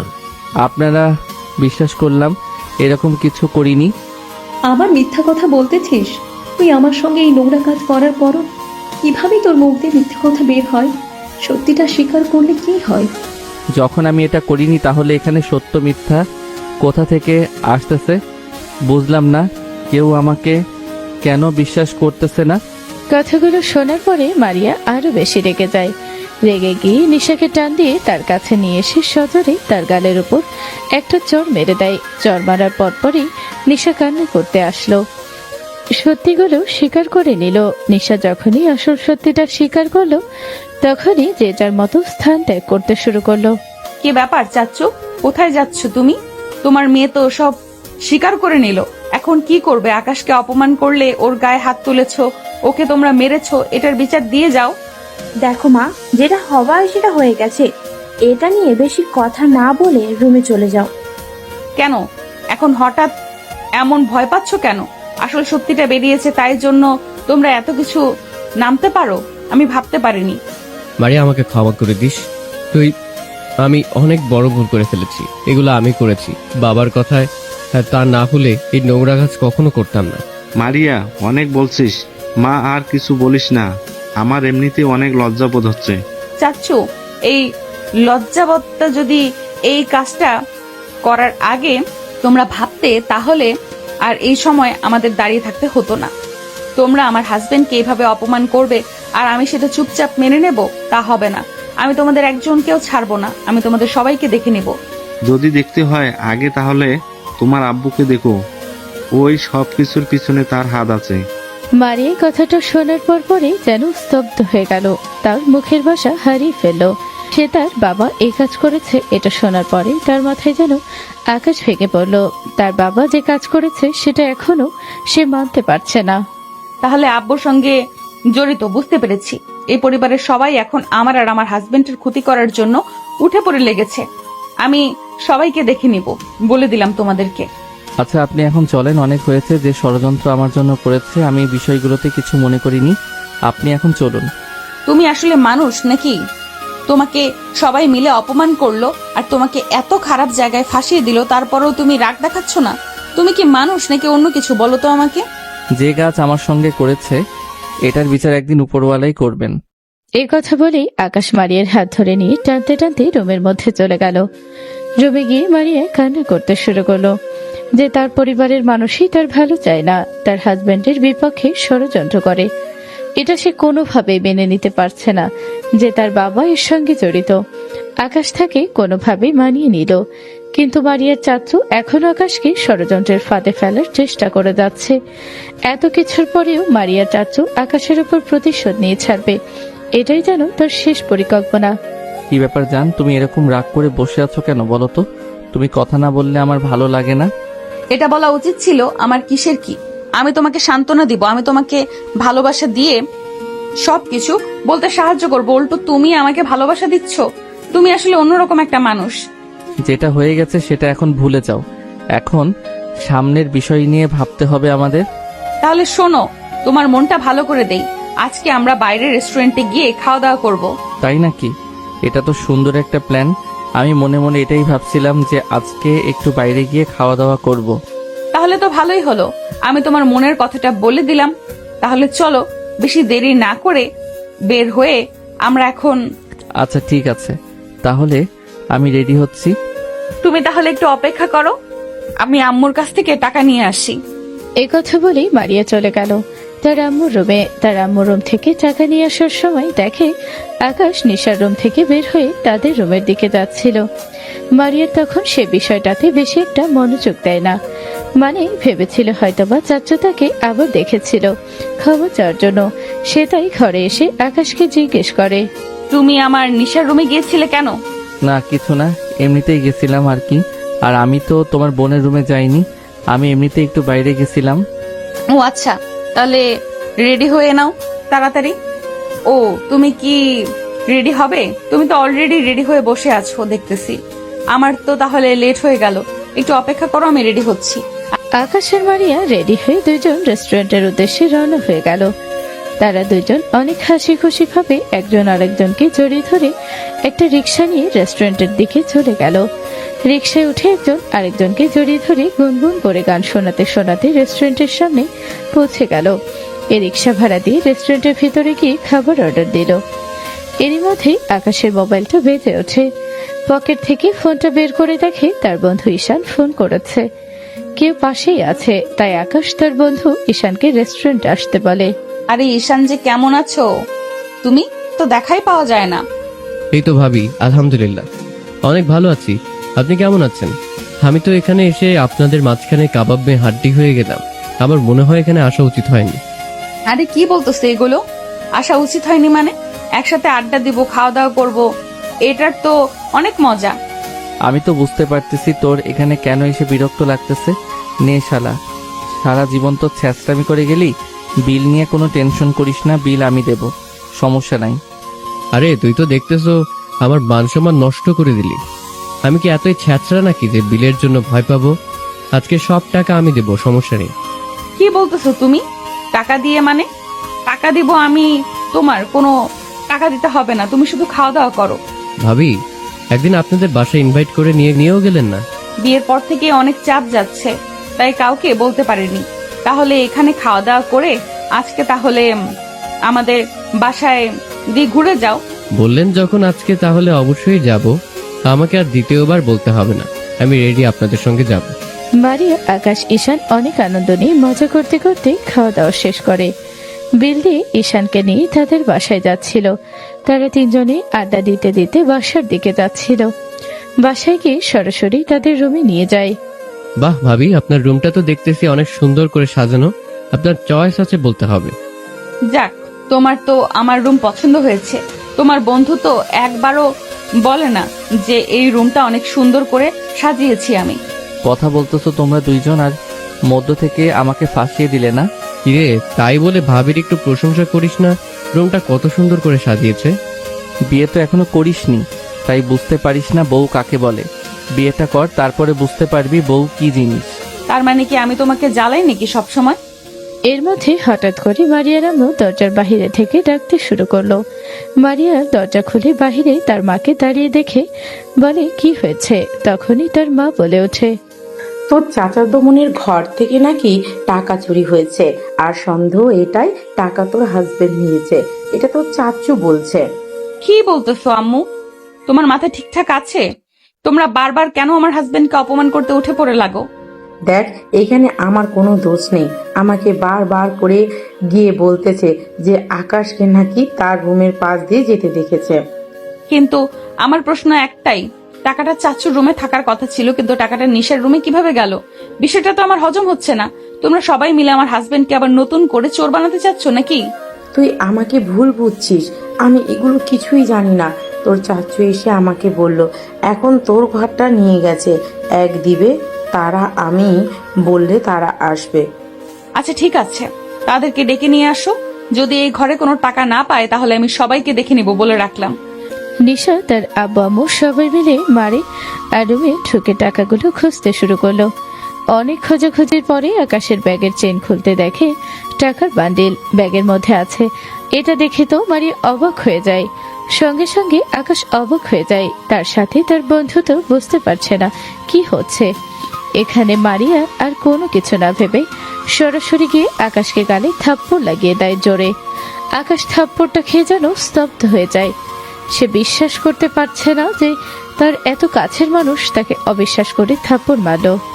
বিশ্বাস করুন, আমি ওই টাকা নেই নাই, আমি ওই টাকা ছুঁয়েও দেখি নাই।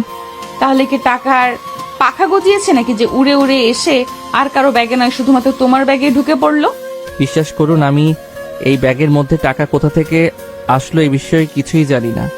টাকা তোর ব্যাগে পাওয়া গেছে, তার মানে টাকাটা তো তুই সরিয়েছিলি। ছোট লোকের মতোই থেকে গেলি, সামান্য টাকা লোটা সামলাতে পারলি না। মুখ সামলে কথা বলুন। আমার আব্বু আম্মু আমাকে চুরির শিক্ষা দেয় নাই, আমাকে আদর যত্ন ভালোবাসার স্নেহ দিয়ে শিক্ষা দিয়ে বড় করেছে। আমাকে কখনো খারাপ কিছু শিখায় নাই। আমি তাদের ছেলে হয়ে কখনো এত ঘৃণ্য কাজ করতে পারি না। তাহলে টাকাগুলো কি উড়ে উড়ে আসলো নাকি?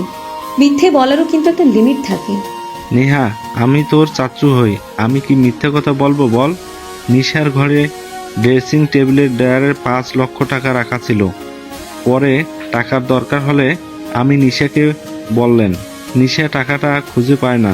প্রত্যেকটি ঘরে তোর নতুন করে খোঁজার পর টাকাটা যখন পাইনি তখন তোর ঘরে সন্দেহ হয়, তাই এসে খুঁজলাম তোর সামনে, কিন্তু টাকাটা বের করা হলো। আকাশকে মারিয়া সবার সামনে চড় মারে। এটা দেখার পরে ঈশান অবাক হয়ে যায়। যাকে এত ভালোবাসে তাকে এভাবে চড় মারলো। মারিয়া চড় মারার পর উচ্চস্বরে চিৎকার করতে শুরু করলো। সে আকাশকে উদ্দেশ্য করে বলছে আর কখনোই যেন তার ওই মুখ মারিয়াকে না দেখায়। আকাশ আর কোনো কিছু না ভেবে তার বন্ধুকে সাথে দিয়ে মাথা নিচু করে বাসা থেকে বের হয়ে চলে গেল। বন্ধু, এগুলো কি? আসলাম ভাবির বাসায় বেড়াতে আসলাম, কিন্তু এরকম একটা ঘটনা ঘটে যাবে কল্পনাও করতে পারিনি। তুই কি আসলেই টাকাটা নিয়েছিলি? তোর যা মনে হয়, তোর যদি মনে হয় আমি টাকাটা নিয়েছিলাম তাহলে তাই। রাগ করতেছিস কেন? আমি জানি তুই টাকাটা নিসনি। কিন্তু কে, আমি সেটাই বুঝতে পারতেছি না। আমার সঙ্গে কেন বারবার এমন হয়? যাই হোক, মারিয়া যেহেতু আমাকে ভুল বুঝেছে তাই আর মারিয়ার সঙ্গে কোনো যোগাযোগ করব না। আমাদের সম্পর্কের মধ্যে অলরেডি ফাটল ধরে গেছে। এই সম্পর্ক আর কখনো জোড়া লাগানো সম্ভব না। আকাশ মনে কষ্ট নিয়ে বাসার দিকে যেতে শুরু করলো। ঈশান তাকে অনেক সান্ত্বনা দেওয়ার চেষ্টা করছিল, কিন্তু কোনোভাবেই আকাশের মন ভালো করতে পারছিল না। আকাশ মনে মনে ভাবছিল, আমার সঙ্গে কেন এমন ঘটনা ঘটে? কোনো কিছু না করে কেন বারবার আমি দোষী হয়ে যাই? আমি গরিব বলে এটাই কি আমার প্রাপ্য সম্মান? নাকি আজকাল যদি আমাকে টাকা পয়সা থাকতো তাহলে এভাবে অপমান হতে হতো না আমার? তুই এরকম করতেছিস কেন? তোর কি খারাপ লাগতেছে নাকি? তাহলে তাড়াতাড়ি চল, তোকে বাসায় রেখে আসি। না রে বন্ধু, আজকে থেকে আমার নিজের উপর থেকে আমার বিশ্বাস উঠে গেল। আমার ভাগ্যটা অনেক খারাপ রে, যেখানে যাই পুড়তে যাই। তুই এটা ভুল ভাবতেছিস। নিশ্চয়ই তোর সঙ্গে কেউ অনেক বড় খেলা খেলতেছে, যেটা তুই এখনো জানতে পারিস নাই। তবে আবার মনে হয় সত্যের জয় একদিন হবেই। আশা হারাস না বন্ধু। বন্ধু, অনেক হয়েছে, আমি আর এগুলো সহ্য করতে পারছি না। আমি চেয়ারম্যান আঙ্কেলের সঙ্গে কথা বলবো। কি বলতেছিস এগুলো? তোর কি মাথা ঠিক আছে? তুই যদি এরকম কিছু করিস তাহলে তো ওরা সুযোগ পাবে। আর তুই যার কথা বলতেছিস মানে ভাবির বাবা, উনি তো অনেক রাগী মানুষ, আর উনি তো এগুলো করাচ্ছে আমার মনে হয়। সে যাই হোক, কিন্তু আমি এটার শেষ দেখে ছাড়বো। উনাদের ক্ষমতা আছে বলে কি যা খুশি তাই করবেন? ক্ষমতা চাইলে আমিও দেখাতে পারি, কিন্তু আমি এরকম কিছু চাই না। আমি সাধারণভাবেই জীবনযাপন করতে চাই। আকাশের কথা শুনে ঈশানের আর বুঝতে বাকি রইল না কোন দিকে ইঙ্গিত করছে ঈশানের। এ বিষয়ে কোনো কথা না বলে কথা বলে এড়িয়ে গেল। আচ্ছা বন্ধু, বাদ দে, এখন বাড়ির দিকে চল। এগুলো ভুলে যা সব। কালকে সকালে সবকিছু নিয়ে সিদ্ধান্ত হবে। তোর বিপক্ষে যেগুলো ষড়যন্ত্র করতেছে সবগুলো ষড়যন্ত্রই ইনশাল্লাহ শেষ হয়ে যাবে। হ্যাঁ, আমি কালকেই চেয়ারম্যান আঙ্কেলের সঙ্গে কথা বলবো। আমাকে তারা সবাই মিলে চোর বানিয়েছে, এটার জবাবদিহিতা তাদের দিতে হবে। আমাকে মারধর পর্যন্ত করেছে। আকাশ কথাগুলো বলছিল আর তার চোখ দিয়ে পানি টপ টপ করে পড়ছিল। এটা দেখে ঈশান তাকে সান্ত্বনা দেওয়ার চেষ্টা করে। তারপর দুইজনই বাসার দিকে চলে যায়। আকাশের কিছুতেই ঘুম আসছিল না। আকাশের এই রাত তো অনেক বড় মনে হচ্ছিল। অনেক কষ্টের পরে সে ঘুমোতে পারে। সকালে ঘুম থেকে উঠে এসে তার আম্মুর সঙ্গে কথা বলে। তার বন্ধুকে ফোন দেয় তাড়াতাড়ি বের হতে। তারা আজকেই চেয়ারম্যান তথা মারিয়ার বাবার সঙ্গে কথা বলবে, কিন্তু তার মা বাধা দেয় তাকে। দেখ বাবা আকাশ, ওরা কিন্তু ভালো মানুষ নয়, ওদের সঙ্গে তুই পেরে উঠবি না। আমি একটা কাজ করতেছি, তোর বাবাকে ফোন করতেছি। না আম্মু, বাবাকে ফোন করতে হবে না, আমি একাই যাব। সাথে আমার বন্ধু আছে, সমস্যা নাই, তুমি চিন্তা করো না। ওদের অহংকার আজকে শেষ করে আসব। আচ্ছা ঠিক আছে, তুই তো মানবি না, যাকে ওখানে পাঠাতে হবে আমি তাকেই ফোন করতেছি। সমস্যা নেই, তুই যা। আম্মু, তোমাকে কিন্তু আমি অনেকবার নিষেধ করেছি যে তার কথা আমার সামনে বলবে না। তুমি তারপরও কেন ওনার কথা আমার সামনে বলতে থাকো? তোমার কাউকে ফোন করতে হবে না, আমি একাই যথেষ্ট। কথাটা বলেই আকাশের রাগ করে বাসা থেকে বের হয়ে গেল। তার বন্ধুর আর সে দুজন মিলে মারিয়ার বাবার সঙ্গে দেখা করতে যাচ্ছে। তারা দুজন মিলে কি মারিয়ার বাবার সঙ্গে পেরে উঠবে? আকাশের আম্মুর অনেক চিন্তা হচ্ছিল আকাশকে নিয়ে, তাই সে আর কোনো কিছু না ভেবেই একজনকে ফোন দিয়ে আকাশ কোথায় যাচ্ছে সেই লোকেশনটা দিয়ে দেয়। কিন্তু সেটাকে এখনো বোঝা যাচ্ছে না। সেই মানুষের কথা আকাশের আম্মু প্রকাশ করেনি, আকাশও প্রকাশ করেনি। তুই কোনো চিন্তা করিস না বন্ধু, আমি তোর পাশে আছি, সমস্যা নেই। তোর জন্য আমি শেষ পর্যন্ত লয়ে যাব। তোর মতো বন্ধু থাকলে আর কিসের ভয় বল? তুই আমার পাশে আছিস দেখে আমি এত সাহস পাই। ওখানে গিয়ে কিন্তু মাথা গরম করবি না, বুঝতে পেরেছিস? তো মাথা ঠান্ডা রেখে কথা বলবি। তারা দুজনে ভাবে কথা বলতে বলতে মারিয়ার বাবার অফিসে চলে গেল। মারিয়ার বাবা আকাশকে দেখে তেলে বেগুনে জ্বলে উঠতে লাগলো। আকাশের একটু সহ্য করতে পারছিল না। সেখানে আরো উপস্থিত ছিল মারিয়ার চাচা, মারিয়ার চাচাতো ভাই, মারিয়ার বাবা বলতে লাগলো, কি ব্যাপার, তুই এখানে কেন? তুই তো কালকে আমাদের বাসা থেকে টাকা চুরি করেছিস, আবার নতুন করে কি নাটক করতে এসেছিস এখানে? আঙ্কেল, আমি কোনো টাকা চুরি করিনি, এটা আপনিও জানেন, আর এখানে যারা উপস্থিত আছে সবাই জানে আমাকে ফাঁসানো হয়েছে। কিন্তু কি জন্য, আমার অপরাধটা কি? তুই যদি এখানে আর একটা কথা বলিস তাহলে তোর মাথা আর থাকবে না। তোকে ভালোভাবে বলতে সেখান থেকে চলে যা। কালকের মধ্যেই তোর বাসায় ডিভোর্স লেটার চলে যাবে। আমার মেয়েকে তোর সঙ্গে আর থাকতে দিব না আমি। আঙ্কেল, এটা কিন্তু আপনি ঠিক করতেছেন না। আমি কি গরিব ঘরের ছেলে দেখে আমার সঙ্গে এরকম করতেছেন? ওই ফকিনের বাচ্চাটা তো অনেক কথা বলতেছে। ধর তো ওকে, আজকে ওকে মেরে ফেলবো, তোরা কাউকে ছাড়বি না। আকাশকে মারিয়ার চাচাতো ভাই আর মারিয়ার চাচাতো ভাইয়ের বন্ধু দুই পাশ থেকে ধরে ফেললো। আকাশের বন্ধু ঈশান বুঝতে পারলো যেখানে অনেক কিছু ঘটতে চলেছে, তাই আর দেরি না করে সে সঙ্গে সঙ্গে মারিয়াকে ফোন করে, সেখানে আসতে বলে। মারিয়া দ্রুত বাসা থেকে বের হয়ে তার বাবার অফিসের দিকে আসতে শুরু করলো। এদিকে হঠাৎ একটা লোক মাইক্রোবাস থামিয়ে সে অফিসের দিকে ঢুকতে শুরু করলো। ঈশান তাকে প্রথম দেখাতেই চিনে ফেলেছে। তার পিছন পিছন রুমের মধ্যে প্রবেশ করলে মারিয়ার বাবা বলে উঠল, আরে সোহেল স্যার, স্যার আপনি আপনি এখানে কি করতেছেন? আসুন আসুন, বসুন। হ্যাঁ, এখানে একটা দরকারে আসছিলাম, ভাবলাম তোমার সঙ্গে একটু দেখা করে যাই। কিন্তু এখানে কি হচ্ছে? এভাবে একটা ছেলেকে মারধর করতেছো কেন? কার কথা বলতেছেন? ওই ফকিন্নির বাচ্চার কথা। ও কালকে আমার বাসায় চুরি করেছে, কালকে ওকে বাসা থেকে বের করে দিয়েছি, কিন্তু আজকে এখানে এসেছে বিচার দিতে। তোমাদের কাছে কি প্রমাণ আছে যে ও টাকা চুরি করেছে? আর ছেলেটাকে এরকম মারধর করতেছো কেন? আর এই ছেলেটা কে হয় তোমার? তোমার বাসায় কি কাজ করে নাকি? আকাশ আর ঈশান সোহেল সাহেবের কথা শুনছিল আর অবাক হচ্ছিল। আকাশ সোহেল সাহেবকে দেখে তার মাথার উপর দিকে তুলল না, সেই মাটির দিকে চোখ রেখে চোখ করে আছে আর চোখ দিয়ে ঝরঝর করে পানি পড়তে শুরু করলো। এটা সোহেল সাহেব দেখে ফেলে। কি আর বলবো স্যার, আসলে এই ফকিনের বাচ্চাটা আমার মেয়েকে ভুলভাল গুছিয়ে বিয়ে করেছে। ওর কোনো যোগ্যতা আছে নাকি আমার মেয়েকে বিয়ে করার? তাই আজকে ওকে শেষ করে ফেলবো। হঠাৎ সেই রুমের মধ্যে মারিয়া প্রবেশ করলো। মারিয়া তাকিয়ে দেখে আকাশকে তার চাচাতো ভাই আর তার বন্ধু মিলে দুই পাশ থেকে ধরে আছে, আর আকাশ অঝরে কান্না করছে। এটা দেখে সে অনেক কষ্ট পায়। তার বাবাকে বলতে শুরু করে, আবু, এটা কি করতেছো তুমি? আকাশ কিরকম মারধর করতেছো কেন? আমি তো তোমাদের বললামই আকাশকে আমি ডিভোর্স দিয়ে দিব, কেন ওকে ডেকে এনে এইভাবে মারধর করতেছো? কি ব্যাপার মারিয়া, তুমি এখানে কেন? তোমাকে এখানে কে আসতে বলেছে? তুমি এখনই যাও এখান থেকে। আমি এখান থেকে জেনে আসিনি, আমাকে মুখ খুলতে বাধ্য করো না। আর এখানে ডিআইজি সোহেল স্যারকে ডেকে নিয়ে আসছে, তুমি কি আকাশকে পুলিশে দিচ্ছ নাকি? মারিয়া কথাগুলো বলার সঙ্গে সঙ্গে সোহেল সাহেব হেসে দিল। এটা দেখে সবাই একটু অবাক হয়ে গেল। স্যার, আপনি হাসতেছেন কেন? আচ্ছা, তুমি তো জানো না আমি এখানে কি জন্য এসেছি, কিন্তু আমার কথা হচ্ছে এই ছেলেটাকে যে তোমরা ধরে নিয়ে এসেছো, একটা চুরির অপবাদে সে যে চুরি করেছে এটার প্রমাণ আছে তোমার কাছে? আর ওকে যে এরকম ফকিন্নির বাচ্চা বলে গালি দিচ্ছ, ওর বাবাকে কি তোমরা কেউ চেনো? না স্যার, আপনি ভুল করতেছেন। ওর বাবা তো সামান্য একটা ব্যবসা করে খায়, ওর বাবাকে আমরা চিনব না কেন? আপনি একটা কাজ করুন, এই ফকিনের বাচ্চাকে ধরে নিয়ে যান। কয়েকদিন জেল খাটলে এমনিতেই ঠিক হয়ে যাবে।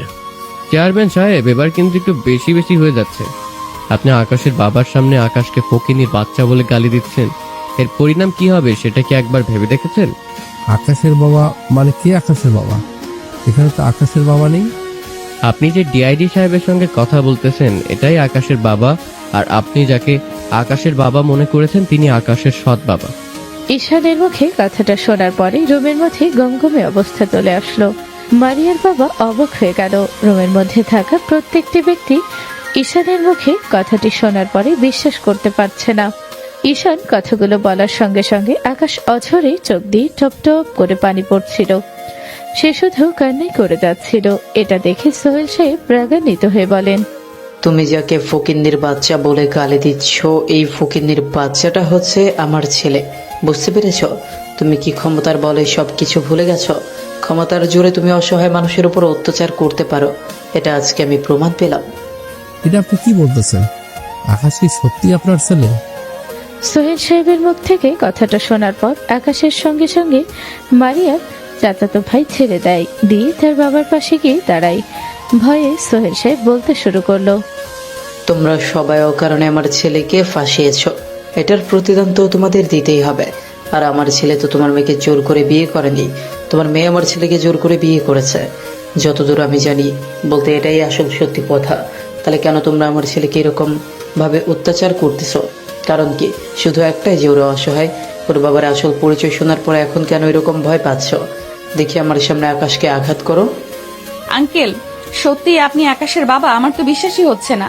হ্যাঁ মা, আমি সে অভাগা বাবা যার ছেলে তার বাবার কথাই শোনে না, তার বাবার পরিচয় কাউকেই দেয় না। আঙ্কেল, আমার চাচাতো ভাই হয়তো বাবার সঙ্গে জড়িত আছে। এরা সবাই মিলে আকাশকে ফাঁসিয়েছে। আকাশ অনেক ভালো একটা ছেলে। আকাশ কখনোই এরকম ভিন্ন কাজ করতে পারে না।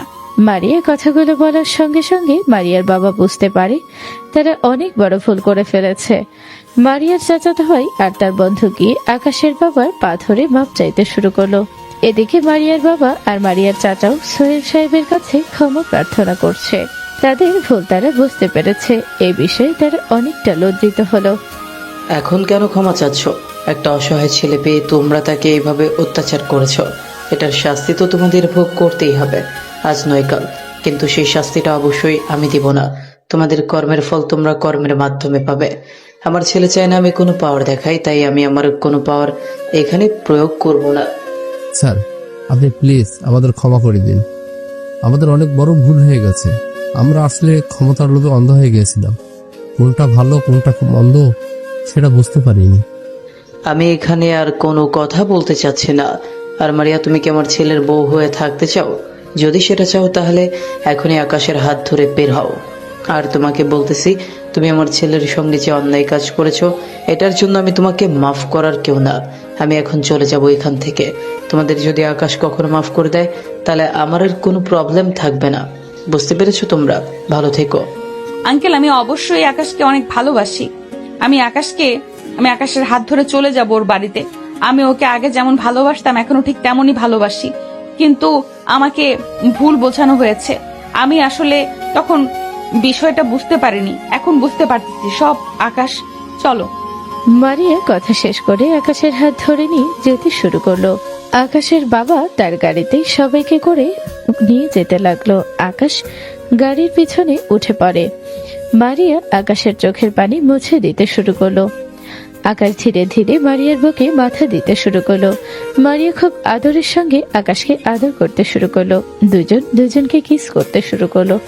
যখনই সোহেল সাহেব গাড়ির মধ্যে প্রবেশ করতে লাগলো তখনই বিষয়টা খেয়াল করে সে আর গাড়ির মধ্যে প্রবেশ করে না, বাহিরে গিয়ে দাঁড়িয়ে পড়ে। তুমি আমাকে ভুল বুঝেছিলে, কিন্তু এখন তোমাকে বিশ্বাস করেছো। আমাকে আর কখনো ভুল বুঝো না। আমাকে সবসময় আদরে যত্নে রেখো। আমার বাবার পরিচয় আমি চলি না। আমি চাই না আমার বাবার ক্ষমতা দেখাতে। আমি সাধারণভাবে থাকতে চাই।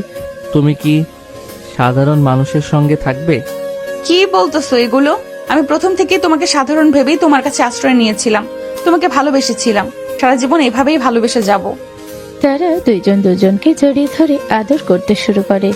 তাদের আদর করা শেষ হলে তারা সোজা আকাশের বাসার দিকে চলে যায়। আকাশের বাবা আকাশের বন্ধু বিষয়টা উপভোগ করে। আকাশ মারিয়ার বুকে ঘুমিয়ে গেছে। এটাই হলো ভালোবাসার আসল সৌন্দর্য। এভাবেই বেঁচে থাক পৃথিবীর সকল ভালোবাসা। সমাপ্ত।